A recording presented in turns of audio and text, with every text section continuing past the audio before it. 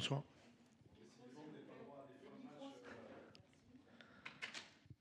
C'est difficile d'avoir des fins de match totalement relax pour vous. Hein. Oui. Bon, la conclusion est quand même, est quand même bonne pour nous et très positive. Donc, oui, j'aurais préféré, tout le monde aurait préféré qu'on gagne ce match de 0, surtout que ce corner était très évitable. Voilà. Et on savait d'autant plus qu'ils avaient été à chaque fois dangereux sur les coups de pied arrêtés. C'est une équipe très dangereuse sur les phases arrêtées. Ils nous avaient déjà mis en difficulté en première période. Donc, ça aurait été bien de l'éviter, mais c'est un jeune joueur qui a, comme tout le monde, toujours besoin d'apprendre.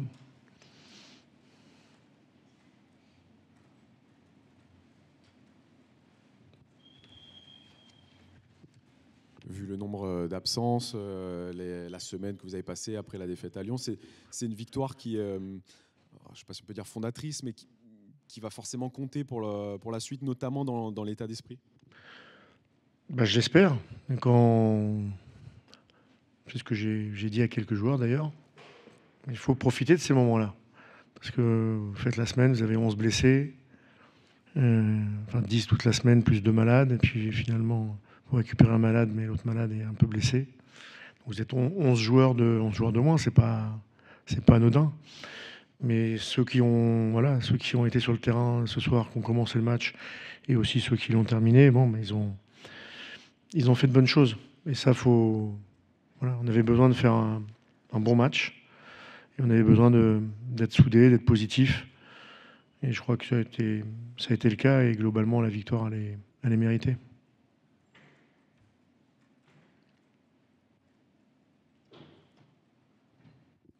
Bonsoir Franck. Tu as dit quoi à la mi-temps, sachant qu'il n'y avait pas de frappe cadrée, il y avait peu d'offensives qui allaient au bout.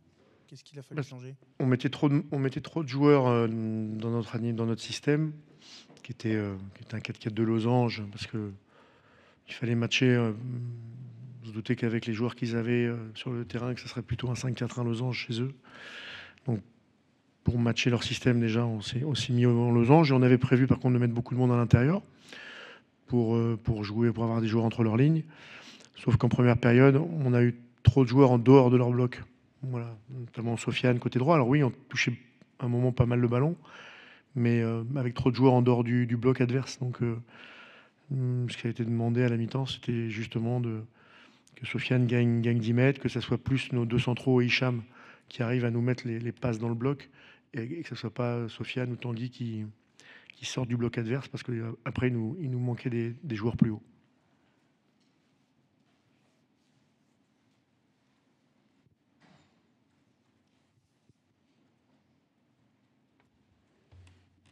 Bonsoir coach. Bonsoir. La suite, c'est ce rendez-vous en Belgique, l'Union Saint-Gilloise. Dans quel état d'esprit vous allez l'aborder ? Et est-ce que vous espérez récupérer quelques joueurs aussi pour ce match ? J'espère pas grand-chose. On verra. Mais ça fait 15 jours, 3 semaines que j'espère des choses et que ça n'arrive pas. Donc, sur la récupération des joueurs, on verra. Ça dépendra de... De toute façon, je pense qu'on ne peut pas en récupérer beaucoup, ou jeudi ou dimanche. Et donc, il faudra faire de nouveau avec ceux qui sont là. Je sais qu'on en a 2 du groupe qui seront hors groupe puisqu'ils ne sont pas qualifiés pour l'Europa League. Donc, on aura encore un peu plus d'absents. Mais voilà, c'est comme ça. Et il faut surtout tout donner sur ce match pour éviter d'avoir des regrets, tout simplement. Voilà.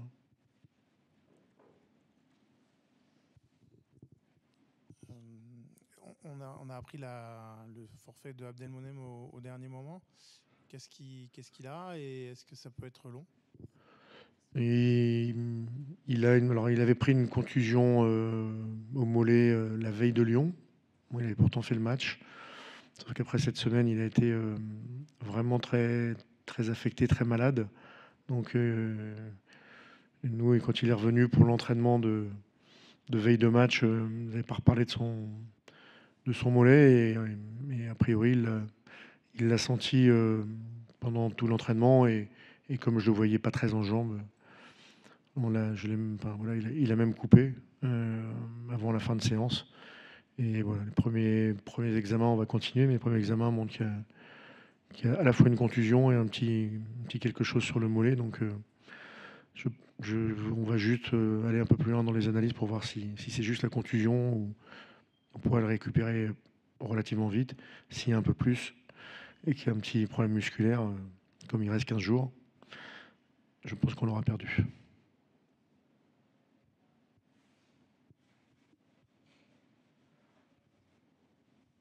Tom Louchet enchaîne les matchs ces derniers temps avec la blessure de Jonathan. Il a fait un gros match ce soir, décisif en première mi-temps, encore costaud en deuxième. Qu'est-ce que vous pouvez nous dire sur lui? Je suis entièrement d'accord avec votre vision, votre analyse. Il enchaîne les matchs et il est de mieux en mieux. Voilà, et il les enchaîne bien en plus. Avec, je pense, quand je vais regarder au-delà de son match, quand je vais revoir le match et je vais regarder les datas, je pense qu'il a encore fait beaucoup de courses, beaucoup d'efforts et en faisant un bon match sur le plan technique, sur le plan de l'intelligence aussi, sur le plan défensif. Donc c'est un très bon match de sa part. Mais il les enchaîne là. Bonsoir Franck. Le week-end dernier, vous n'aviez pas été très heureux avec l'arbitrage. Ce soir, les décisions ont tourné en votre faveur. Est-ce que tu estimes que vous avez été heureux, que l'arbitre a été bon? Toi, est-ce que tu estimes qu'il y avait pénalty, qu'il n'y avait pas faute de Gaëtan sur le deuxième but? Enfin, comment tu... J'ai revu une fois les deux actions à la fin du match. Il y a une main qui n'est pas collée au corps. Donc j'aurais tendance à vous dire qu'il y a pénalty quand il y a une main qui n'est pas collée au corps. Et puis après, sur l'action de Gaëtan, là pour le coup, le contact, il est quand même... voilà. Il y a eu d'autres contacts plus forts que l'arbitre n'a pas sifflé, donc c'est normal que celui-là, qui était un duel, quoi, simplement, n'a pas été sifflé.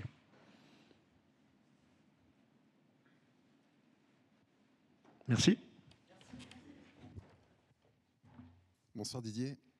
Si on dit que ce soir le HAC a fait illusion avant de s'écrouler, est-ce qu'on a bien résumé les choses? Ça dépend, c'est quoi faire illusion? Une première mi-temps plutôt aboutie dans le jeu, dans l'engagement, mais il manque encore l'essentiel, l'efficacité, avant une deuxième période qui a été tout autre. Oui, c'est vrai. Là, du coup, je suis d'accord. J'avais un peu... Non, c'était avoir la bonne définition, parce qu'en fait, c'est dur malgré tout d'omettre la première mi-temps qu'ils ont fait à cause de la deuxième mi-temps. Donc, ils sont capables de faire ça. Ils n'ont pas eu la concentration nécessaire pour le reproduire en deuxième. Et malheureusement, on le paye cash parce que même un Nice diminué a le pouvoir de sanctionner. Parce que finalement, cette première mi-temps, c'est quasiment et peut-être même la meilleure depuis le début de la saison. Oui, tout à fait. C'était vraiment très bien. Je pense qu'on avait trouvé la bonne formule pour allier à la fois la maîtrise technique et malgré tout la prise de profondeur. Donc on pouvait allier le jeu placé et les transitions rapides. Malheureusement, quand tu ne marques pas, tu restes à la portée des équipes. Qu'est-ce qui se passe à l'entame de la seconde période? Tout de suite, on a senti que le match allait être différent. On n'a pas la marge pour éviter les duels ou pour s'investir un petit peu moins. Et on l'a vu dans l'intensité, dans les duels, dans les courses. On a eu beaucoup de mal à rentrer dans cette deuxième période. Et après, quand ils prennent l'ascendant psychologique, là, ça devient difficile. Je note qu'on a quand même réussi à réagir trop tardivement et qu'après, Nice a très bien cassé le rythme quand ils ont senti que ça tournait un peu. On sait que les moyens sont très limités, mais est-ce qu'il ne va pas falloir quand même tenter un coup offensif au mercato? Parce qu'on a le sentiment que même quand le HAC joue correctement, ça ne passe pas. Même quand le HAC joue bien, ça ne passe pas. Offensivement, ça reste encore très pauvre. Et tu as tous essayé, puisque aujourd'hui, on voit même Steven Goura pour sa première cette saison. J'essaie au moins que vous ayez plus trop le choix dans vos questions, puisque j'ai vraiment tout tout essayer au niveau des joueurs. Après, je dois, moi, continuer de chercher pour trouver la meilleure formule. Aujourd'hui, mes joueurs, je suis satisfait de leur engagement. Je suis satisfait de ce qu'ils essayent de faire. On manque de réussite, mais peut-être que je dois trouver une autre formule et je veux surtout pas les accabler ou leur mettre une pression supplémentaire. Donc on est dans le même bateau et on va essayer encore tous ensemble. Je reviens à cette deuxième mi-temps parce que j'ai du mal à trouver les explications. Ce contraste entre les deux mi-temps. La deuxième, c'est parce que c'est Nice qui a placé le curseur plus haut. Est-ce que c'est Le Hack qui a baissé d'un cran? Est-ce que c'est les deux? Comment vous analysez ça? Bah, du coup, si on doit avoir des comparaisons, du coup, on va faire la même comparaison de la première. Est-ce que c'est Nice qui a joué un cran en dessous ou est-ce que c'est nous qui avons joué un cran dessus? Nous, on doit se concentrer sur nous, pas sur la prestation de Nice qui a fait peut-être plus, peut-être moins. Nous, quoi qu'il arrive, au-delà de plus ou moins, on devait faire mieux. Mieux dans les courses, mieux dans les duels. C'est 2 buts très évitables qui partent à la base de duels, de ballons qu'on doit enlever, de concentration. Donc c'est ce qui est dommage de perdre sur des choses qu'on peut maîtriser. Il y a faute sur Lloris sur le deuxième but, selon vous? Sans vouloir remettre... Pas assez. Il y a faute. Il y a faute, mais on sait qu'il y a une pression qui a pu être mise. Et très sincèrement, il y a faute, mais pas assez pour que je sois déçu de l'arbitre. Enfin, j'aurais été si ça avait été dans l'autre sens. Donc, je ne veux pas m'en prendre à l'arbitre pour des choses qu'on peut maîtriser, un ballon qu'on aurait pu enlever. On a vu Gauthier par la suite qui est très facilement capable de tout enlever sur des duels. Donc, voilà, il y avait faute, je pense, mais ce n'était pas non plus la fin du monde.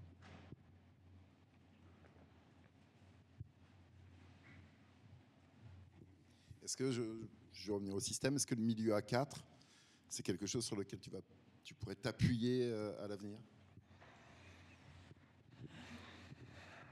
C'est une possibilité. Après, c'est trouver la bonne alchimie, le bon équilibre, parce qu'il faut malgré tout qu'on ait une prise de profondeur. Aujourd'hui, Steve a été très bien dans ce registre. C'est qu'il nous a permis de à la fois construire par nos milieux de terrain et lui d'étirer les lignes par ses courses. Donc sincèrement, au-delà du système, c'est plus l'équilibre entre les joueurs pour avoir un petit peu de tous les registres. Aujourd'hui, c'était Steve. Bon, on a eu, au final, en très peu de temps, on a eu 4 joueurs offensifs blessés, mais c'est une possibilité, système, on l'avait déjà vu. Mais on n'est pas fermé. Et un autre match contre un autre adversaire d'un profil totalement différent nous attend et on fera peut-être autre chose. C'est bon, merci. Merci.